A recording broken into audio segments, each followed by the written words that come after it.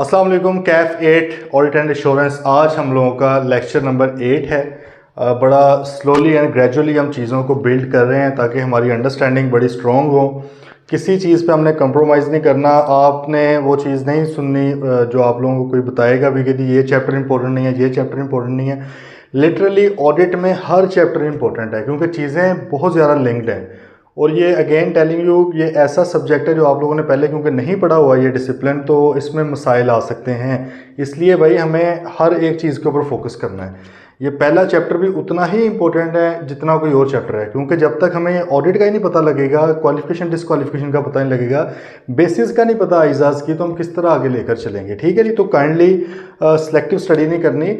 और आप लोग जो आपको मैंने वो असाइनमेंट कही थी कि आपने एक एक लिस्टेड कंपनी को ढूंढनी है, उसके जो फाइनेंशियल स्टेटमेंट्स हैं लेटेस्ट, वो आप लोगों ने मेरे साथ शेयर करने हैं। जिन लोगों ने अभी तक नहीं किए प्लीज़ वो लाजमी शेयर करें, अपने अंदर ये चीज़ लेकर आएँ थोड़ी। ठीक है। चलें जी, हमने कल जो है डिस्कस चीज़ें की हैं rights and duties companies act के हवाले से। तो कंपनीज एक्ट की जो बस इतनी ही चीज़ें थी हमारे सिलेबस का पार्ट, इससे ज़्यादा कुछ भी नहीं है। ठीक है जी। आज हम थोड़ी सी बात स्टार्ट करते हैं असल जो हम आगे आइजाज़ पढ़ने जा रहे हैं उनके ऊपर। मतलब है कि हम कोई बात करने जा रहे हैं इंटरनेशनल स्टैंडर्ड्स ऑन ऑडिटिंग के ऊपर, उनका एक आइडिया लेने जा रहे हैं। ठीक है जी। कि ये होते क्या हैं, ISA या आइजाज़ जिसको हम कहते हैं, स्टैंडर्ड्स ऑन ऑडिटिंग, ये हैं क्या, इसका थोड़ा सा आइडिया हम ले लेते हैं। ठीक है जी। तो क्योंकि आगे हमने यही सारे पढ़ने हैं तो पता होगा तभी पढ़ेंगे ना भाई कि ये हैं क्या। इसमें आप देखें हमने क्या क्या देखना है। रोल ऑफ ऑडिटिंग स्टैंडर्ड्स, क्या इनका रोल है हमारे ऑडिट के दौरान। Introduction to IFAC, international federation of accountants, ये पहले भी आप लोगों ने डिफरेंट सब्जेक्ट्स में पढ़ा होगा कि IFAC क्या है। ये वो बॉडी है जो अकाउंटिंग या ऑडिट वगैरह के स्टैंडर्ड्स जो हैं वो इशू करते हैं, तो उनको देख लेते हैं। और IAASB क्या है उसको देख लेते हैं। IAASB आपका क्या है, international auditing and assurance standards board, मतलब जो ऑडिट एंड एश्योरेंस के ऊपर जो स्टैंडर्ड्स बनाते हैं वो ये हैं। फिर इसी तरह अकाउंटिंग वाले भी आप लोगों को पता ही है कि वो IAESB होता है। मतलब IFAC एक इदारा है, इसने डिफरेंट डिपार्टमेंट्स बनाए हुए जो हम आगे देख लेंगे। Process of issuing standards, standards किस तरह इशू किए जाते हैं, ये सारी बातें आपकी अंडरस्टैंडिंग के लिए पेपर में नहीं आने लगा वहाँ पे आप अपना प्रोसेस बताएं, क्योंकि उन्हें पता है कि आप लोगों ने थोड़ी इशू करने हैं स्टैंडर्ड्स, वो तो करने IFAC ने या IAASB ने करने, आपने तो नहीं करने। इसलिए आपको वो टेस्ट करने का उसमें कोई वो लॉजिक नहीं पाया जाता। ठीक है। इसलिए ये सिर्फ आपकी अंडरस्टैंडिंग के लिए।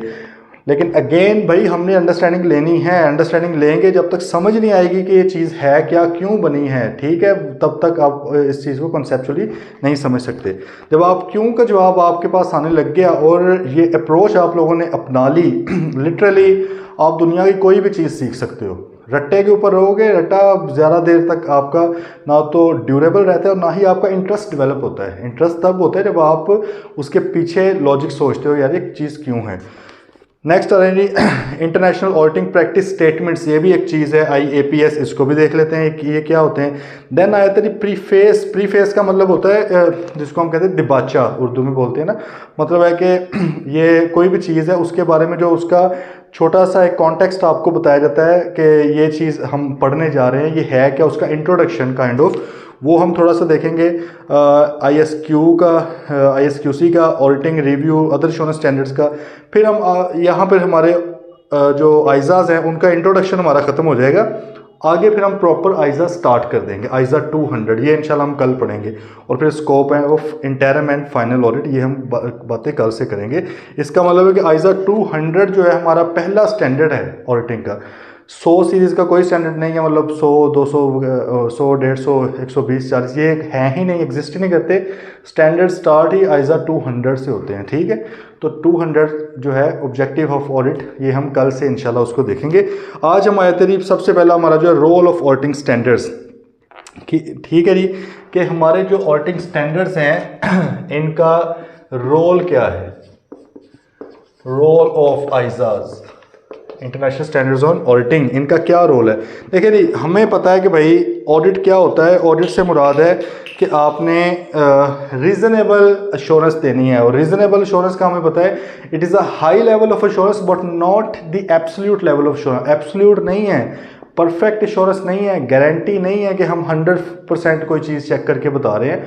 हमने ये कहा कि हाई लेवल ऑफ एश्योरेंस है, और हाई लेवल पे भी हम कोई परसेंटेज डिफाइन नहीं करें कि 50% को हाई कह रहे हैं, हमने सारी बातें कर ली हुई हैं। बाकी ये क्यों हम परसेंटेज डिफाइन नहीं करते, जिस तरह हम आगे इंशाल्लाह पढ़ते जाएंगे, रिस्क असेसमेंट पढ़ेंगे, कंट्रोल्स टेस्टिंग पढ़ेंगे, कंट्रोल्स की अंडरस्टैंडिंग पढ़ेंगे, हमें पता चलता रहेगा कि भाई हर क्लाइंट का डिफरेंट ही सारा कुछ होता है, different size, different nature, different risk, different controls, ठीक है, डिफरेंट वॉल्यूम। तो हर किसी के लिए सेम तरह की चीज़ें नहीं कही जा सकती, इसलिए कोई परसेंटेज डिफाइन नहीं है, ठीक है। ये जजमेंट बेस्ड होती हैं चीज़ें कि किसको हाई लेवल रखना है। तो भाई role of audit is to provide a high level of assurance to the users of financial statements. This assurance will be of greater value to user if they know that the audit has been carried out in accordance with the established standards of practice. कितनी अच्छी बात है कि हमने एक तो चीज़ ये है ना कि हम कोई चीज़ देख रहे हैं, एश्योरेंस दे रहे हैं उसके ऊपर, मतलब सब्जेक्ट मैटर हमने कोई देखा है, लेकिन कोई क्राइटेरिया नहीं है जिसके मुताबिक देखा है, कोई स्टैंडर्ड्स नहीं है, कोई रूल्स नहीं है, कोई पॉलिसीज़ नहीं है,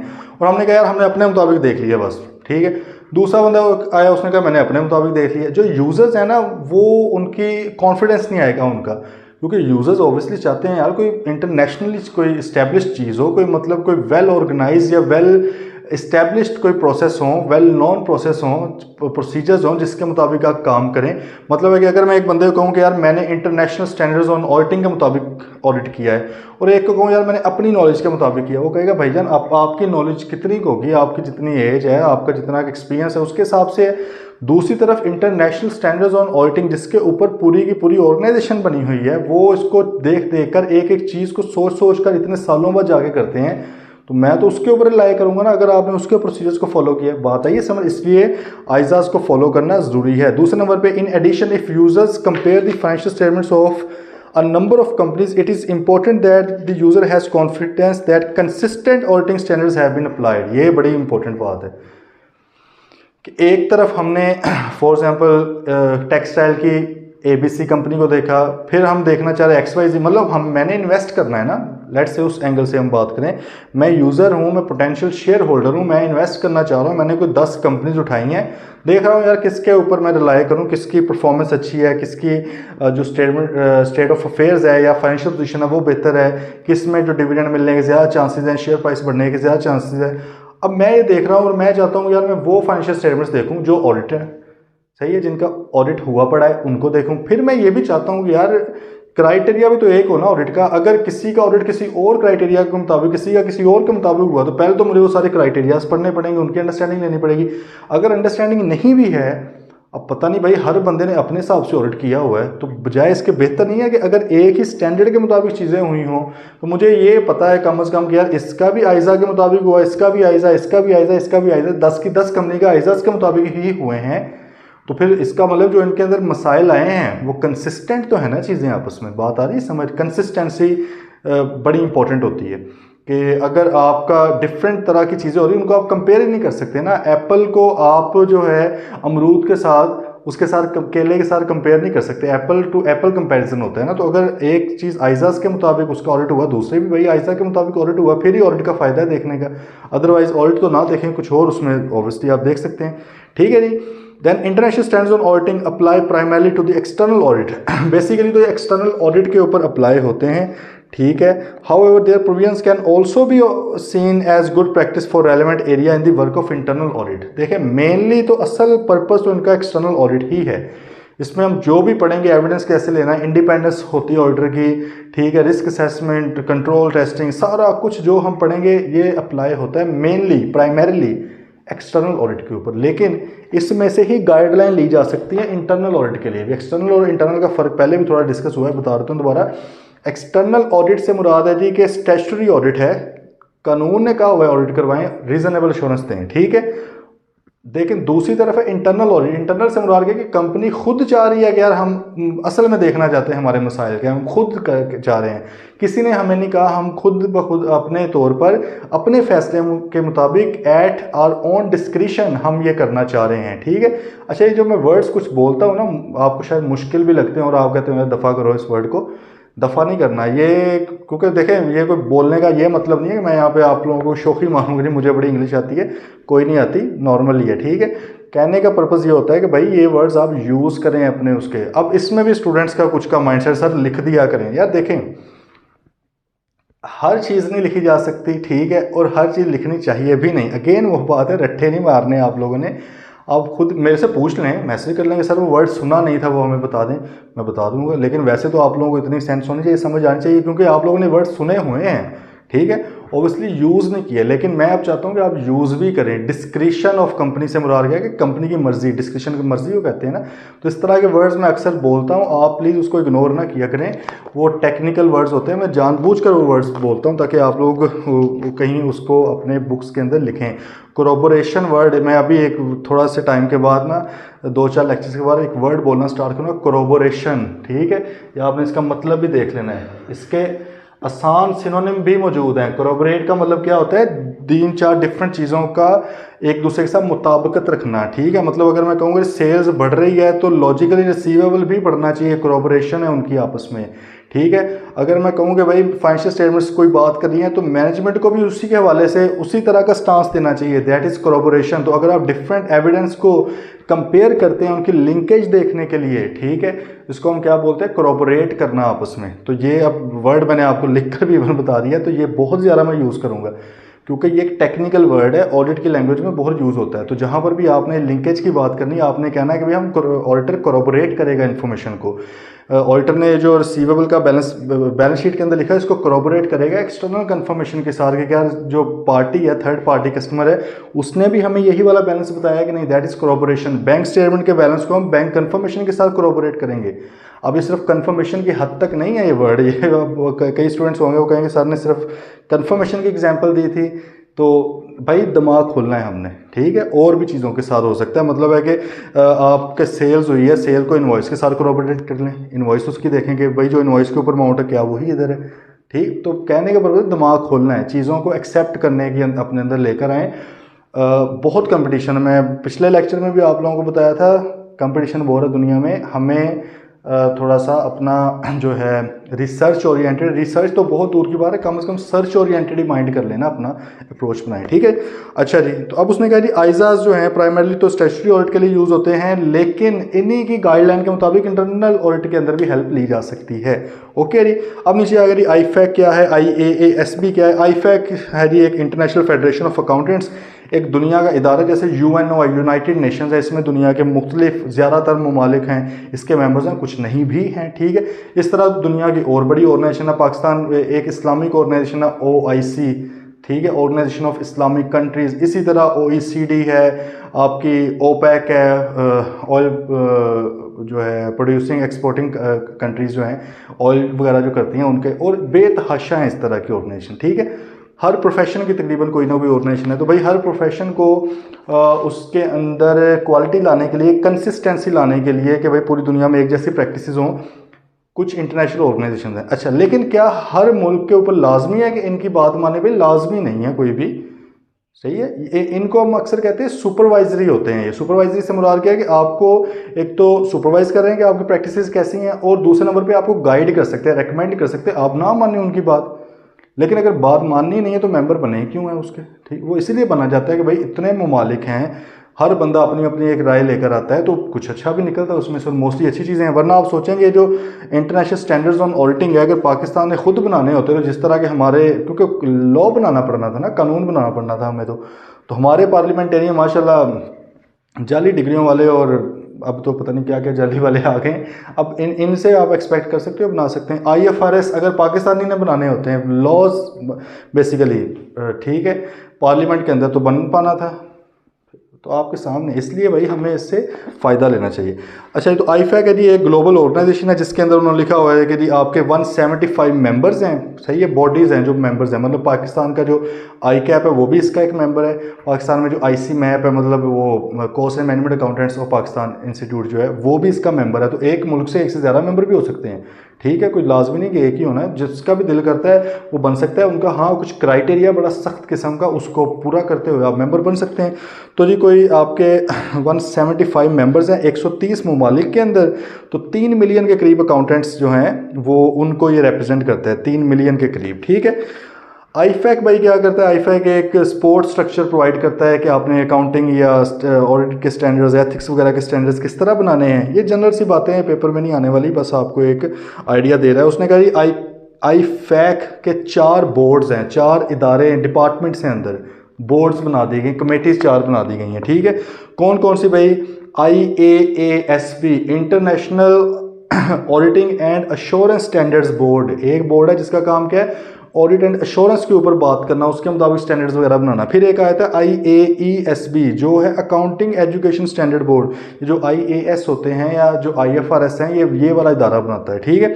देन एक है IESBA international ethics standards board for accounting, वो कहते हैं अखलाकियात भी सिखानी है भाई। तो ICAP का भी जो कोड ऑफ एथिक्स है जो बना हुआ है, अखलाकियात का कोड, एक बुक बनी हुई है, वो उन्होंने खुद से नहीं बनाई, उन्होंने भी बेसिकली क्या किया, IAESB को फॉलो किया। क्यों किया? क्योंकि we are member of IFAC, हम IFAC के मेंबर हैं। इसका मतलब है कि इस बोर्ड, ये जो 4 बोर्ड हैं, इन चारों की बातें मानना भी हमारे ऊपर है, हमने इनको मानना है, अदरवाइज फिर हम मेंबर क्यों बने हैं। तो उनकी भी जो रिक्वायरमेंट है, उन्होंने वो कहा हुआ है कि 5 फंडामेंटल प्रिंसिपल्स हैं, आपने उसी को अपने मुल्क के हिसाब से अडॉप्ट करके बनाया है, ठीक है। 5 फंडामेंटल प्रिंसिपल पता है ना भाई? Objectivity, confidentiality, integrity, professional behaviour, professional competition, due कर, ये आपको रट्टा, इसका मतलब रट्टा तो नहीं कहने का पर्पज़ है कि याद होने चाहिए। इस तरह जैसे आपको कोई भी अपनी गिनती याद है ना 1 2 3 4, इस तरह आपको 5 होने चाहिए ऑडिटर्स को। एक तो आपने पढ़े बहुत बार हैं अभी तक, और अभी आगे भी बहुत बार यही पढ़ने हैं, 5 फंडामेंटल प्रिंसिपल्स ही हैं, और वो दूसरे 5 थ्रेड्स जो होते हैं, ठीक है। तो ये आपको पता होने चाहिए। अच्छा, एक चौथे नंबर पे क्या है? International public sector accounting standard board. Public sector से मुराद है सरकारी जो इदारे हैं, मोस्टली पब्लिक सेक्टर की डेफिनेशन आपको पता ही है, जो आपने कंपनी लॉ में भी पढ़ी होगी। पाकिस्तान के मुताबिक तो वो डेफिनेशन, दुनिया में भी थोड़ी बहुत कमोबेश इस तरह की होती है। आसान अल्फाज में जनरल मीनिंग क्या है? सरकारी जो इदारे हैं। अब सरकारी इदारों का ऑडिट किसी और तरह से होता है। और तरह से क्या मुराद है? मोस्टली जो सरकारी इदारे हैं ना, वो एक्रूअल बेसिस ऑफ अकाउंटिंग को मानते ही नहीं हैं, उसके ऊपर चलते नहीं। अक्रूवल क्या, वो डबल एंट्री सिस्टम पे नहीं चलते, वो मोस्टली जो इदारे हैं वो सिंगल एंट्री पे चलते हैं। उन्होंने कैश बुक अपनी बनाई होती है, बस उसके अंदर एंट्रियां करते जाते हैं, ठीक है, सिर्फ कैश बुक बनती जाती है। तो उनका मतलब अब उनका काम करने का तरीका और है, तो उनका ऑडिट करने का भी तरीका और है। तो एक इदारा है ये जो है international public sector accounting standards board, IPSASB, ये क्या करता है? उनके ऊपर काम करता है, ठीक है। अब हमारे रेलेवेंट कौन सा है? IAASB, इसलिए अब वो उसको बता रहे हैं। उन्होंने कहा IAASB is one of the boards with in IFAC, it is an independent standard setting body. Independent से मुराद क्या है कि भाई कोई इसके ऊपर इन्फ्लुएंस नहीं कर सकता, कोई असरअंदाज नहीं हो सकता, इन्होंने अपने तौर पर काम करना है, ठीक है। तो ठीक है। Serves the public interest by setting high quality international standards for auditing assurance and other related services. अच्छा, ऑडिटिंग एश्योरेंस, ये तो थोड़ा जो हमने बातें डिस्कस की हैं ना, एश्योरेंस और ऑडिट में फ़र्क, वो कंप्लीट बातें नहीं है, क्योंकि अभी कंप्लीट आपके सामने राज खुलने लग जाए तो आप कहीं भाग ना जाएं, ठीक है।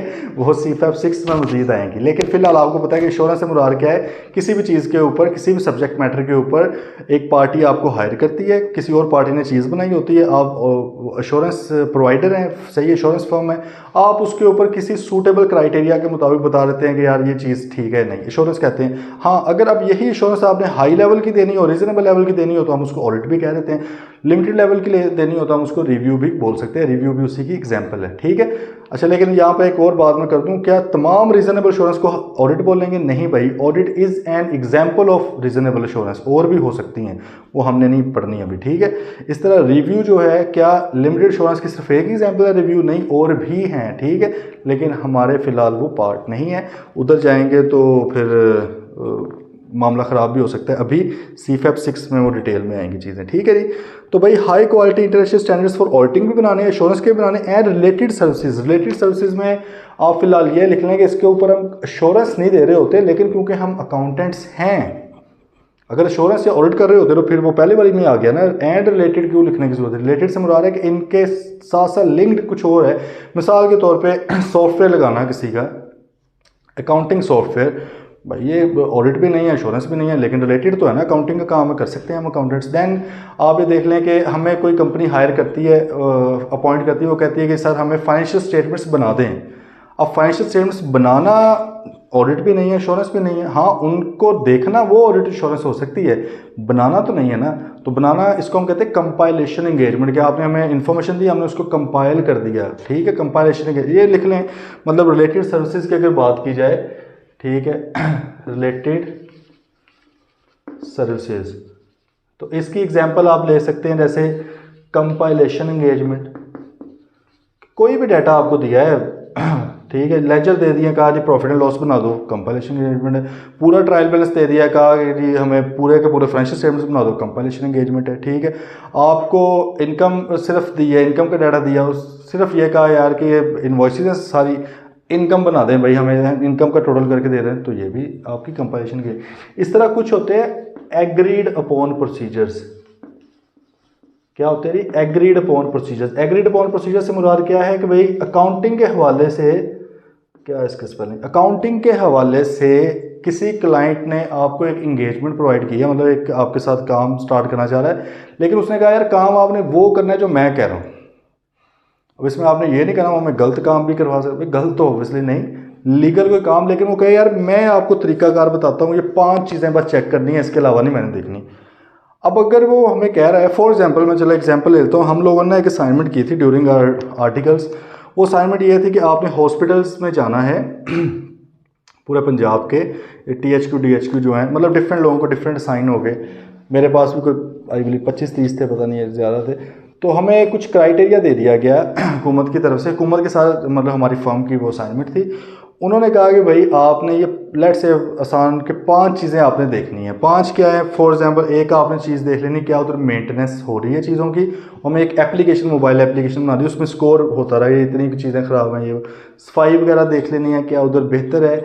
सिक्योरिटी की सूरत हाल आपने वहाँ पर देख लेनी है, मेडिसिन की अवेलेबिलिटी देख, इस तरह चीज़ें। ठीक है, अब हमने सिर्फ वही देखना था, हमने वहाँ पे ये नहीं देखना था कि क्या मेडिसिन सही तरह ख़रीदी जा रही हैं, वो एक और प्रोसेस है, वो काम ही बिल्कुल डिफरेंट है। हमने ये नहीं देखना था कि यार ये जो सिक्योरिटी के ऊपर बंदा है इसको सैलरी जा रही है कि नहीं, वो तो था ही नहीं हमारे। हमने सिर्फ वही करना था जो हमें कहा गया था। इसका मतलब हम अश्योरेंस नहीं प्रोवाइड कर रहे भाई, हम ऑडिट नहीं करने गए, हमने एग्रीड अपॉन जो हम आपस में एग्री हुए मैनेजमेंट के साथ वो किए हैं, तो इसलिए इसको रिलेटेड सर्विसेज में रखा है। और भी चीज़ें, लेकिन ये मेरे ख्याल में फ़िलहाल समझने वाली हैं, इसलिए आप इधर इसको लिख सकते हैं अगर लिखना चाहें तो। ओके जी। And by facilitating the convergence of international and national auditing standard and assurance standards, मतलब है कि भाई ये इंटरनेशनल स्टैंडर्ड्स और आपके जो नेशनल पाकिस्तान या मतलब किसी मुल्क के अंदर भी जो अगर कोई स्टैंडर्ड्स हैं उनको कन्वर्ज करने में भी, उनमें भी थोड़ा सा गाइड करते हैं किस तरह होगा। ठीक है, in doing so IASB enhances quality and consistency. इस तरह क्या होता है, आपकी क्वालिटी वगैरह बढ़ जाती है, सादा सी बातें। ओके भाई, रट्टा मारने की ज़रूरत नहीं है, इसको बिल्कुल भी नीड नहीं है, बस आपको पता लग गया कि IASB का काम क्या है, accounting audit assurance and related services के ऊपर अकाउंटिंग स्टैंडर्ड्स बना, क्यों? ताकि क्वालिटी आ जाए चीज़ों के अंदर, कॉन्फिडेंस लोगों का बढ़ जाए और लोगों को इसके ऊपर गाइड करना, बस सादा सी बात है। इसको आप अपनी अंग्रेजी में लिख सकते हैं। नीचे आ रहे process of issuing auditing standards. Again ये मैंडेटरी, मतलब टेस्टेबल, एग्जामिनेबल है, तो हर चीज़ कुछ भी आ सकता है। मतलब मैं आपको सिलेक्टिव स्टडी की तरफ तो नहीं लेकर जा रहा, लेकिन मतलब मोस्ट चांसेस हैं, मोस्ट प्रोबेबली ये इस तरह की चीज़ नहीं आएगी। वैसे भी आ भी गई तो यार इतनी सादा सी बात है, या आप लोगों को पहले ही पता है, जब भी कोई न्यू चीज़ लेकर आनी हो तो किस तरह आती है, अभी देख लेते हैं। रिस्पॉन्सिबिलिटी ऑफ आइजा, सबसे पहले तो भाई जो है किसकी रिस्पॉन्सिबिलिटी है? देखो बनाना इसको किसने था, IAASB international auditing and assurance standards board ने बनाना है इसको। ICAP ने बस क्या करना होता है, उसको अडॉप्ट करना है पाकिस्तान के अंदर। ठीक है जी, पाकिस्तान के अंदर अडॉप्ट कर लेना उन आइजाज को, इंटरनेशनल स्टैंडर्ड्स ऑन ऑडिटिंग को, जो कि किसने बनाए हैं, इसको हम ऐसे लिख लेते हैं, मेड बाय IAASB, इसने बनाने हैं ये वाले, और हम नीचे लिख लेते हैं अडॉप्टेड बाय ICAP। ICAP इनको अडॉप्ट करता है अपने मुताबिक, चेंजेस वगैरह कुछ करनी है कर करा के। ठीक है जी, तो ये बेसिकली इसका है। तो हमारे जो एग्जाम्स वगैरह भी सारा कुछ होता है वो इन्हीं आइजाज के मुताबिक होते हैं। जो बनाए किसने है, IAASB ने, अडॉप्ट किसने किया, ICAP ने। अगर ICAP अडॉप्ट नहीं करता किसी चीज़ को, वो पाकिस्तान में टेस्टेबल नहीं है, ऑडिट के ऊपर भी नहीं लगती। ओके, इस तरह IFRS भी हैं, कुछ IFRS हैं जो अभी भी नहीं है पाकिस्तान के अंदर टेस्टेबल, अडॉप्टेड नहीं है, लेकिन कुछ IFRS हैं वो पाकिस्तान में वो रेलेवेंट भी नहीं है, लेकिन इन्होंने भाग के बस अडॉप्ट कर लिया। हालांकि बड़े और कंट्रीज़ ने कहा कि भाई हम जब हमें ज़रूरत होगी, क्योंकि देखें हर कंट्री की अलग रिक्वायरमेंट्स हैं ना। जैसे IFRS 9 आप लोगों ने फाइनेंशियल इंस्ट्रूमेंट पढ़ा है। अब आप USA, UK, यूरोप की बात करें, उधर फाइनेंशियल इंस्ट्रूमेंट बेतहाशा हैं, उधर ऑप्शंस, फ्यूचर्स, फॉरवर्ड्स ये भी बहुत ज़्यादा हैं। देन आपके जो है इन्वेस्टमेंट्स बहुत ज़्यादा हैं। ठीक है, फेयर वैल्यू के ऊपर इन्वेस्टमेंट्स वगैरह पाकिस्तान में है ही नहीं, मतलब है भी तो इतने कम है कि ना होने के बराबर। लिस्टेड कंपनी टोटल आपकी 550 लिस्टेड कंपनी है, तो मतलब है कि हमारे यहाँ पर इतने बड़े लेवल पर उसकी रिक्वायरमेंट नहीं है, लेकिन SCCP जो है, securities exchange commission of Pakistan, उसने भाईजान IFRS को अप्लाई करवाया हुआ है। मतलब जो नया आता है उसको भी पकड़ के वो डाल देते हैं उसमें, IFRS 9 को भी करवाया हुआ है। ठीक है, IFRS अप्लाई होंगे कि नहीं वो कौन बताता है, हमें पता है। IFRS जो है, सॉरी, कंपनीज एक्ट है 2017, उसका 3rd स्केड्यूल बताता है। ठीक है, उसमें वो चीज़ें आती हैं। ऑडिट के वाले से क्योंकि और कोई बॉडी नहीं है, ICAP ही है, तो ICAP इसमें बताता है। ओके जी। अच्छा, डेवलपिंग अ न्यू आइज़ा, जब भी कोई न्यू आइज़ा बनाना हो तो भाई क्या प्रोसेस होता है। देखिए, ये कोई कानून तो है नहीं, एक तो होता है ना पार्लियामेंट में एक्ट पास होता है, ये कानून तो नहीं है, लेकिन ये एक इंटरनेशनल बॉडी है जो इसको बनाती है, कोई ना कोई तो तरीकाकार फॉलो होता है। तरीकाकार भाई क्या है, subject is selected for detailed study. सबसे पहले तो एक सब्जेक्ट मतलब एक पॉइंट, एक मुद्दा वो डिसाइड किया जाता है यार इसके ऊपर, जैसे इन्वेंट्री के ऊपर कुछ करनी है जी बात, अब उसके ऊपर डिटेल्ड स्टडी होती है, रिसर्च होती है।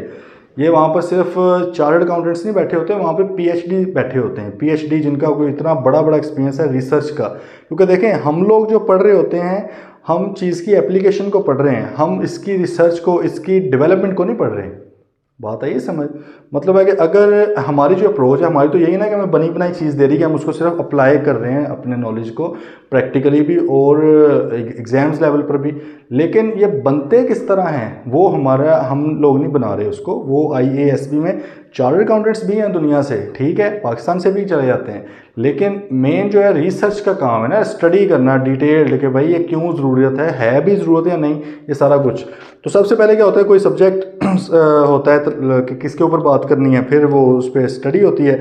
जब वो स्टडी हो जाती है, रिसर्च हो जाती है, थिंकिंग हो जाती है कंप्लीट, फिर क्या होता है, और वहाँ पर अगर तमाम लोगों का मतलब एग्रीमेंट हो जाए, तमाम का मतलब ये नहीं 100% लोगों का, मेजोरिटी का आमतौर पे हो जाएगा यार हाँ ये वाला जो हमने इसका निकाला है ना नतीजा, ये सही है, तो उसके ऊपर एक्सपोयर ड्राफ्ट से मुराद क्या होता है, एक ड्राफ्ट जो फाइनल नहीं है, अभी सिर्फ लिखा है, बनाया है, उसको एक्सपोज किया जाता है, उसको भेजा जाता है अपने मेंबर्स को। ठीक है कि भाईजान ये हमारे मुताबिक बना है, हाँ अब आप लोग इसको देखें, अगर इसके ऊपर कोई तजावीज़ हैं, कोई रिकमेंडेशन है, please do share with us, हम उसको कंसिडर करेंगे, ज़रूर करेंगे। ठीक है, तो भेज दिया जाता है एक्सपोयर ड्राफ्ट। अब ये अप्रूव किया जाता है IASB की तरफ से और डिस्ट्रीब्यूट कर दिया जाता है प्रोफेशन में। ठीक है, अभी ये इम्प्लीमेंट नहीं हुआ क्योंकि अभी एक्सपोयर है। अब उसके ऊपर कमेंट्स आएंगे, अमेंडमेंट्स आएंगी लोगों की तरफ से।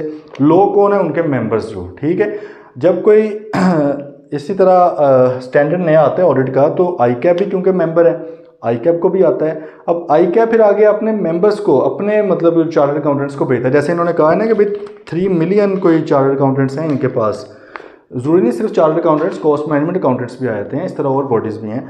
तो जितने भी इनके अकाउंटेंट्स हैं, ठीक है, वो तमाम को क्या होता है, फिर रेलिवेंट बॉडी हर मुल्क की अपने अपने मेंबर्स को भेज देती है। ठीक है, CMA वाले हैं उनको भेजते होंगे कि भाईजान इसके ऊपर देखें, कुछ बताना है तो बताएं, ताकि हम उनको गाइड करें इसके ऊपर। चलो खैर, अब जो भी होगा, अब दोबारा वो ड्राफ्ट को मॉडिफाई किया था, बदला जाता है और फाइनल शेप में लाया जाता है। ठीक है, मतलब उनके कमेंट्स वगैरह ऐड करके, या नहीं ऐड करने तो वो भी उन्हें बता दिया जाता है कि सर ये हमारा बोर्ड इसको सही नहीं समझ रहा है, हमारे मुताबिक नहीं है, ठीक, आप मज़ीद इस पर गाइड कर दें कि कुछ है, कन्फ्यूजन है हमारी। तो खैर वट एवर द केसेस, जब वो चीज़ फाइनल हो जाती है तो एक फाइनल ड्राफ्ट बनता है, जिसको फिर क्या किया जाता है, पब्लिश कर दिया। पब्लिश से मुराद कहते हैं पब्लिक करना, पब्लिकली अवेलेबल हो जाता है वो। ठीक है, फिर हर मुल्क ने सोचना है उसको किस किस डेट से वो इफेक्टिव अपने लिए करना चाहते हैं, ज़रूरी नहीं कि फ़ौरन कर लें, हर मुल्क का अपना अपना तरीका है। तो हमने डेवलपमेंट में फिर 4 चीज़ें पढ़ी। ये किसी भी डेवलपमेंट में ऐसे ही होता है, मतलब सॉफ्टवेयर की करनी हो, आपने किसी चीज़ की करनी हो, यही चीज़ें होती हैं ना कि भाई सबसे पहले आपने एक टॉपिक डिसाइड कर लिया किसके ऊपर डिटेल स्टडी होनी, फिर उसके ऊपर डिटेल स्टडी की, जब सारे लोग एग्री हो गए, फिर आपने क्या किया, एक्सपोयर ड्राफ्ट, एक उसका ड्राफ्ट बनाकर जो रेलेवेंट स्टेक होल्डर्स हैं आपके, जिनको पता होना चाहिए, उनको आपने भेज दिया कि भाई आप भी एक्सपर्ट्स हैं, आप भी बता रहे हैं, उन्होंने कुछ बताया, आपने उसको अमेंड किया उसके मुताबिक या नहीं किया, फाइनल आपने कर लिया है। अब अप्रूव करके बोर्ड ने उसको पब्लिश कर दिया सारी दुनिया के लिए। ओके जी, अब नीचे आ रहे हैं इंटरनेशनल ऑडिटिंग प्रैक्टिस स्टेटमेंट्स। हमने पीछे कहा कि भाई कुछ तो अकाउंटिंग स्टैंडर्ड्स होते हैं, ऑडिट स्टैंडर्ड्स होते हैं, ठीक है, और कुछ होते हैं प्रैक्टिस स्टेटमेंट्स। प्रैक्टिस स्टेटमेंट से मुराद क्या है कि जो लोग प्रैक्टिस कर रहे हैं, ठीक है, जो लोग प्रैक्टिस, जैसे मतलब मैं भी हूँ और बहुत ऑडिट फर्म्स हैं, जो ऑडिट फर्म्स होते हैं उनको प्रैक्टिस कहा जाता है। करते कम लोग हैं लेकिन जो मतलब कर रहे हैं, अब प्रैक्टिस के अंदर भी कुछ मुश्किलात आ जाती हैं कि कभी कभी, ठीक है, जो प्रैक्टिकली होती है। एक तो चीज़ है ना, ये जो ऑडिट स्टैंडर्ड्स हैं ये तो चाहे जो जॉब करता है सीए उसने भी पढ़ने हैं, जो प्रैक्टिस करते हैं उन्होंने भी पढ़ने हैं, ठीक है, ये थोड़ा जनरलाइज तरीके से लिखे हों। लेकिन कई बार प्रैक्टिस के अंदर कुछ स्पेसिफिक इश्यूज भी आ जाते हैं, उसके ऊपर जाहिर है गाइड वही कर सकता है जो प्रैक्टिस के अंदर प्रॉपरली फोकस्ड है। तो उन्होंने क्या किया जी, जिस तरह ऑडिटिंग स्टैंडर्ड्स बनाए हुए हैं इस तरह सिर्फ और सिर्फ प्रैक्टिस करने वाले लोगों के लिए, ऑडिटर्स के लिए ऑडिटिंग प्रैक्टिस स्टेटमेंट्स भी बनाई हुई हैं। उन्होंने कहा they do not have the same authority as ISA, इनकी उतनी अथॉरिटी नहीं है जितनी आइजा की है। कहने का पर्पज़ है कि अगर आइजा के अंदर कोई बात लिखी हुई है और उसके अगेंस्ट कोई बात आ जाती है प्रैक्टिस स्टेटमेंट के अंदर, तो कौन सी बात को फोकियत दी जाएगी, इसको दी जाएगी। जैसे कि पाकिस्तान के अंदर अगर कॉन्स्टिट्यूशन ऑफ पाकिस्तान 1973 जो आइन है पाकिस्तान का, उसके अंदर एक बात की गई लेकिन कोई कानून उसके अगेंस्ट बना दिया जाए, तो हम क्या कहेंगे कि उस कानून की वैल्यू ज़्यादा है कॉन्स्टिट्यूशन की। भाई constitution is the supreme, constitution supreme है ना, ऑब्वियसली कॉन्स्टिट्यूशन आ जाता है अगर दुनियावी मतलब लॉज की बात की जाए। फिर हमारे लीगल लॉज आते हैं, ठीक है। अब लीगल लॉज में भी जो है उसमें भी आगे फिर चीज़ें आई थी, जैसे कंपनीज एक्ट 2017 आपका, ठीक है। फिर कुछ छोटे छोटे लॉज भी हैं। तो अगर कंपनीज एक्ट या आईएफआरएस को भी कंपनीज एक्ट ने कहा हुआ है ना उसको आप अपनाएं, लेकिन अगर किसी जगह पे कंपनीज एक्ट में कोई और बात लिखी हुई है लेकिन उसी हवाले से कुछ ट्रीटमेंट या कोई डिस्क्लोजर या कोई नोट्स की एक्सप्लेनेशन की बात आईएफआरएस या आईएएस में कुछ और लिखी हुई है, तो किसको मानेंगे आप? भाई आप मानेंगे हमेशा कंपनीज एक्ट 2017 को। आप लोगों को मैंने लिस्टेड कंपनी की फाइनेंशियल स्टेटमेंट्स का कहा था, उसमें जब आप फाइनेंशियल स्टेटमेंट्स पे पहुंचेंगे ना तो वहाँ पर आप देखेंगे स्टार्ट में पॉलिसी नोट्स होते हैं, मतलब बताया गया होगा कि कंपनी क्या है, इसका बिजनेस क्या है, फलां फलां, और ये लिखा होगा basis of preparation of financial statements, या किसी और नाम से भी हो सकता है, आमतौर पर यही होता है, या होता है स्टेटमेंट ऑफ कंप्लायंस विद जो है कंपनीज एक्ट, ठीक है। वो वाली कंप्लायंस स्टेटमेंट नहीं जो पहले हमने कही थी, इसमें होता है कि फाइनेंशियल स्टेटमेंट्स के हवाले से हमने किस स्टैंडर्ड को फॉलो किया। अब वहाँ पर लिखा होता है कि मिसाल के तौर पे लिस्टेड कंपनी है तो कौन से लगेंगे, ये हमने पढ़ा हुआ है, रिवाइज भी करवा दें। वैसे थर्ड स्केड्यूल का मैंने बताया था, कंपनीज एक्ट के अंदर थर्ड स्केड्यूल के अंदर बताया हुआ है कि अगर आपकी लिस्टेड कंपनी है तो आपने फुल आईएफआरएस जो बड़े वाले कंप्लीट आईएफआरएस वो फॉलो करने, साथ fourth schedule of the companies act follow करना है। हम उधर यही लिख देते हैं कि भाई हमारे जो फाइनेंशियल स्टेटमेंट्स है इसके मुताबिक बनी है, इसलिए अगर आप पढ़ना चाहते हैं तो आपको इसकी थोड़ी अंडरस्टैंडिंग होनी चाहिए, ठीक है। लेकिन नीचे ही हम साथ लिख देते हैं कि अगर वहाँ पे कोई कॉन्फ्लिक्ट आ जाता है दोनों चीज़ों में, मतलब आईएफआरएस में और कंपनीज एक्ट की रिक्वायरमेंट में, तो हम किसको मानेंगे? कंपनीज एक्ट को मानेंगे, उधर भी वो लिखा होता है। बात आई समझ? तो इसी तरह उन्होंने कहा है कि जो ऑडिटिंग प्रैक्टिस स्टेटमेंट्स हैं ये इसके अंडर आती है, मतलब इनसे सबॉर्डिनेट है, ये इसके लेवल की भी नहीं है, ठीक है। होता है ना बॉस का कोई लेवल है, ठीक है शेरा, तो वो इससे जो है ये बॉस है, ठीक है, ये जो बाकी के लोग हैं छोटे मोटे, IAPS, ओके। IAPS का मकसद क्या है? They aim to provide help to auditors in implementing ISAs, ISA को इम्प्लीमेंट करने में हेल्प करते हैं। अब इम्प्लीमेंट करना प्रैक्टिकली कौन करता है? प्रैक्टिस वाले करते हैं ना।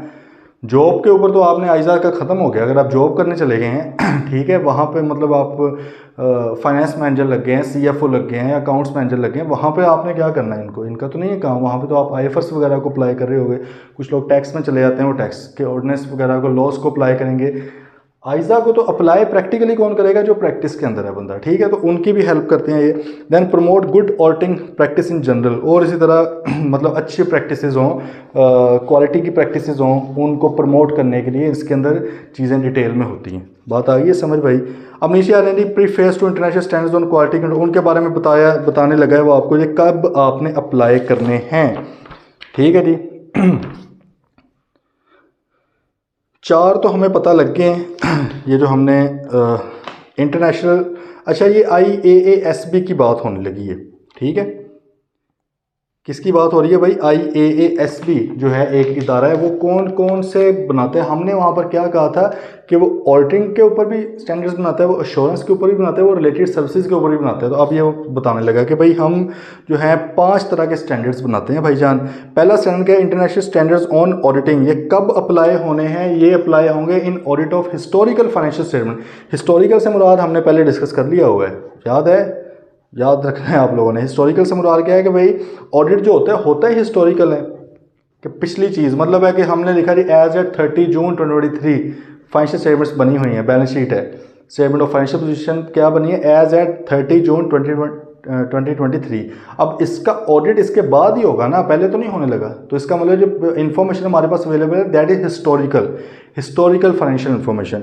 तो हिस्टोरिकल फाइनेंशियल इन्फॉर्मेशन का ऑडिट अगर करना हो कभी भी, ऑडिट रिव्यू नहीं, क्या करना है ऑडिट, मतलब रीजनेबल एश्योरेंस देनी हो तो हम कौन से स्टैंडर्ड्स को फॉलो करेंगे? We will follow international standards on auditing to audit the historical financial information. बात आ गई समझ? दूसरे नंबर पे एक स्टैंडर्ड होते हैं, उसको कहा जाता है international standards on review engagements.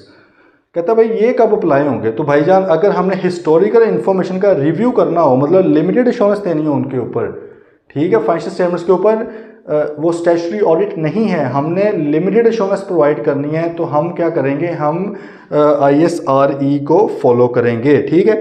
Then आया था international standards on assurance engagement. अब देखें हमने ऊपर क्या बात की थी कि ज़रूरी नहीं है कि सिर्फ ऑडिट और रिव्यू ही हो, इसके अलावा भी एश्योरेंसेज हो सकती हैं। तो उन्होंने भी यही कहा कि भाई अगर हिस्टोरिकल फाइनेंशियल इन्फॉर्मेशन का ऑडिट करना है तो आइजा को फॉलो करें, इंटरनेशनल स्टैंडर्ड्स ऑन ऑडिटिंग को। अगर हिस्टोरिकल फाइनेंशियल इन्फॉर्मेशन का रिव्यू करना है तो ISRE को फॉलो करें। अगर आपने इन दोनों के अलावा कोई चीज़ करनी है हिस्टोरिकल फाइनेंशियल इन्फॉर्मेशन के ऊपर ही, हिस्ट्री वाली के ऊपर ही, तो फिर आप क्या करेंगे भाई? उसके ऊपर आप अप्लाई करेंगे ISAE, ठीक है। अच्छा, अब आपका जो सिलेबस है, आप जरा कंटेंट के ऊपर आएँ, कंटेंट के ऊपर आप आए, मतलब चैप्टर्स के ऊपर। चैप्टर 15 है आपका ISRE, international standards on review engagements. मतलब है कि ये जो सेकंड पार्ट है ना, इसमें लिखा हुआ टाइप ऑफ स्टैंडर्ड्स, ये थोड़ा सा आपको पढ़ाया जा रहा है यहाँ पे, लेकिन अभी देखें बाकी भी सही है, 17 से आगे जहाँ और भी हैं, अभी और भी चीज़ें हैं जो अभी हम डिटेल में नहीं पढ़ रहे, तो वो कब पढ़ेंगे? कि क्या पढ़ेंगे? नहीं, ऑब्वियसली वो पढ़ेंगे CFAP 6 में, क्योंकि थोड़ी बड़े लेवल की चीज़ें हैं। अभी जो मोस्ट रेलेवेंट आपको नॉलेज होना चाहिए ना, वो मेनली ऑडिट का ही होना चाहिए, ठीक है, ये मेन चीज़ है। बाकी जो रिव्यू है या जो रिलेटेड सर्विसेज हैं वो आहिस्ता आहिस्ता फिर ऊपर बताएगा। अच्छा जी, अब चौथे नंबर पे वो कह रहा है इंटरनेशनल स्टैंडर्ड्स और रिलेटेड सर्विसेज। रिलेटेड सर्विसेज वो कह रहा है कि भाई ना तो रिव्यू है, ना ही ऑडिट है, ना ही एश्योरेंस है, तो फिर अगर आप इसके अलावा कोई काम करो, जैसे कि कंपाइलेशन इंगेजमेंट का काम है, कंपाइल करनी है इंफॉर्मेशन, या engagement to provide agreed upon procedures, ठीक है, एग्रीड अपॉन प्रोसीजर करने, या इसके अलावा कोई और रिलेटेड सर्विस है, मतलब अकाउंटिंग सॉफ्टवेयर वगैरह लगाना है आपने, कोई इस तरह की चीज़ है, ठीक है, कोई कॉन्ट्रैक्ट को आपने वेरीफाई करना है, देखना है कि क्या वो सही है, बना है कि नहीं बना। अब ये एश्योरेंस तो है ना तो ये फाइनेंशियल इन्फॉर्मेशन है उसके अंदर, मतलब है कि वो ऑडिट शॉडिट तो नहीं है, लेकिन रिलेटेड सर्विस तो आ जाती है इसके अंदर भी, ठीक है। तो इस तरह के, तो आप आमतौर पे इन दोनों को याद रखें रिलेटेड सर्विस के अंदर, ओके। अब इनके अलावा भी एक है international standards on quality control. Quality control के भाई आपने ये ऊपर वाले जो 4 काम आपने करने हैं, ऑडिट करना है, रिव्यू करना है, एश्योरेंस करनी है, इनके अलावा या रिलेटेड सर्विस करनी है, सब के अंदर क्वालिटी को आपने एम्बेड करना है, क्वालिटी का खास ख्याल रखना है चारों के ऊपर ही। तो उसने कहा for all the above services, ऊपर वाली जो चारों हैं इनके ऊपर क्वालिटी लगेगी ही लगेगी, ठीक है, ओके है। मतलब ये जो ISQC के अंदर जो बातें की हुई हैं ये ऊपर वाली चारों चीज़ों के ऊपर अप्लाई होंगी, ओके होगी भाई। मतलब उसमें लिखा होगा, अगर मैं आपको बता दूं थोड़ा, कि इंडिपेंडेंस रखनी है, तो भाई वो कहता है सब में रखो इंडिपेंडेंस अपनी, ठीक है। फिर वो कहता है कि एथिकल आपने होना है, इंटेग्रिटी को अपनी को मेंटेन करना है, कॉन्फिडेंशियलिटी को मेंटेन करना है, लीडरशिप होनी चाहिए, मॉनिटरिंग करनी है चीज़ों की, तो वो तो हर काम के अंदर ही है, ठीक है। और आगे ये बात समझ थोड़ी सी। अब आगे उसने जो बात की है आप लोग ऐसे खुद पढ़ना, क्योंकि मैंने वो कर ली हुई है। उसने कहा कि IAASB जो है वो ओवरराइड नहीं करते लोकल लॉज को, मतलब लोकल लॉ से ऊपर नहीं है। तो अगर लोकल लॉ कुछ और कह रहा है तो भाईजान जो लोकल लॉ कह रहा है, कंपनीज एक्ट बोल रहा है, या जो भी आपके रेलिवेंट लॉज हैं वही मानी जाएगी। IAASB फिर नहीं उसकी अथॉरिटी रहेगी, ठीक है, ओके जी।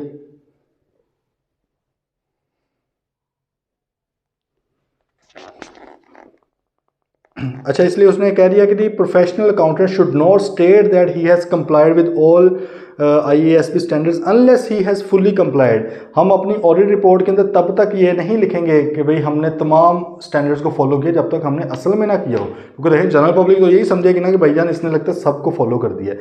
हाँ, अगर आपने कुछ नहीं किया फॉलो, आप स्पेसिफिक लिख दें कि भाई मैंने ये 2-4 स्टैंडर्ड्स के अलावा बाकी सबको फॉलो किया हुआ है, इस तरह लिखें। लेकिन अगर आप ने ये लिख दिया कि भाई मैंने तमाम स्टैंडर्ड्स को फॉलो किया, तो इसका इम्प्लाइड मतलब, या बल्कि इम्प्लाइड क्या, इसका लिटरल मीनिंग ही ये है कि आपने तमाम स्टैंडर्ड्स को फॉलो किया है। तो आपने स्टेटमेंट लिखनी ही तब है जब आपने तमाम स्टैंडर्ड्स को फॉलो करना है, ओके जी।